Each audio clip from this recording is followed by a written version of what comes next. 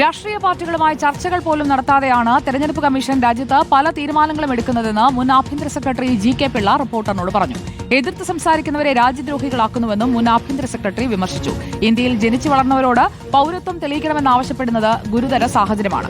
ബംഗ്ലാദേശ് കുടിയേറ്റം ഇപ്പോൾ നടക്കാത്തതിനാൽ നിലവിലെ നീക്കങ്ങൾ അനാവശ്യമാണെന്നും ജി.കെ. പിള്ള പ്രതികരിച്ചു.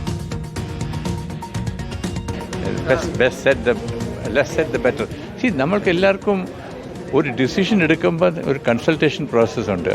പൊളിറ്റിക്കൽ പാർട്ടീസുമായിട്ട് ഡിസ്കസ് ചെയ്ത് ഒരു കൺസെൻസസ് ഡെവലപ്പ് ചെയ്യണം. പിന്നെ നമ്മൾക്ക് electoral intensive revision of rules എല്ലാ തവണയും നടക്കുകയാണ് ഇലക്ഷന് മുമ്പേ. ബട്ട് ആ കൺസൾട്ടേഷൻ പ്രോസസ്സ് ഇപ്പം കംപ്ലീറ്റ്ലി പോയി. എല്ലാ യൂണിലാറ്ററൽ ഏകപക്ഷമായി തീരുമാനം എടുത്ത് പിന്നെ അതിന് പിന്നെ എല്ലാവരും സുപ്രീം കോടതിയിൽ പോയി ഇങ്ങനെ ഓരോ കൺസെഷനും ഇങ്ങനെ ഡിസിഷൻ വരുന്നു. ആ കൺസൾട്ടേഷൻ പ്രോസസ്സേ പോയി. പാർലമെൻറ്റിലും അതുപോലെയാണ്. ഇപ്പോൾ എല്ലാം ഏകപക്ഷമായിട്ട് ഒരു തീരുമാനം എടുത്ത് നിങ്ങൾ എടുത്തോളൂ, അല്ലെങ്കിൽ നിങ്ങൾ ആൻറ്റി നാഷണലാണ്. നമ്മൾക്ക് ശരിക്കായിട്ട് NRCക്ക് നാഷണൽ പോപ്പുലേഷൻ രജിസ്റ്റർ ഞാൻ ഹോം സെക്രട്ടറി ആയിരുന്നപ്പോൾ ഞങ്ങൾ തുടങ്ങിയതാണ്.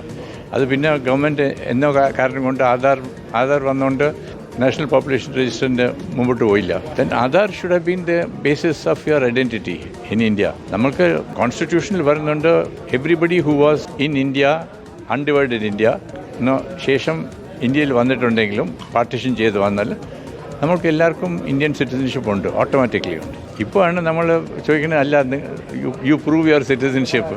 നമ്മുടെ ബർത്ത് സർട്ടിഫിക്കറ്റിൽ സം പീപ്പിൾ ട്രിവാൻഡ്രത്തോ കേരളത്തിലാണെങ്കിൽ പ്രശ്നമില്ല. ബട്ട് ബംഗാൾ, പഞ്ചാബിലെല്ലാം many of the people who come are all the birth certificates in Pakistan. എങ്ങനെ കിട്ടും? പി ആർ സുനിൽ ചേരുന്നു നമുക്കൊപ്പം. Good morning P R Sunil.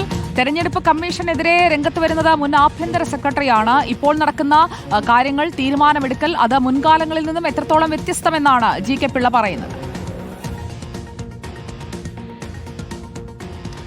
Sujana, തീർച്ചയായും രാജ്യത്തെ ജനസംഖ്യാനുപാതത്തിൽ വലിയ മാറ്റമുണ്ടാകുന്നുവെന്ന് പ്രധാനമന്ത്രി നരേന്ദ്രമോദി സ്വാതന്ത്ര്യദിന പ്രസംഗത്തിൽ പറയുന്നു. ബീഹാറിലടക്കം അത് വലിയ രാഷ്ട്രീയ വിഷയമാക്കി മാറ്റുന്നു. തെരഞ്ഞെടുപ്പ് കമ്മീഷനാണെങ്കിൽ SIR-മായി മുന്നോട്ട് പോകുന്ന ഒരു സാഹചര്യം. ഇതൊക്കെ തന്നെ നുഴഞ്ഞുകയറ്റക്കാർ ഇന്ത്യൻ വോട്ടർ പട്ടികയിൽ ഇടം നേടുന്നു, ഇന്ത്യയിലെ ജനങ്ങളുടെ അവകാശങ്ങൾ കവർന്നെടുക്കുന്നു എന്ന രാഷ്ട്രീയ പ്രചരണത്തിന്റെ ഭാഗമായി കൂടിയാണ്.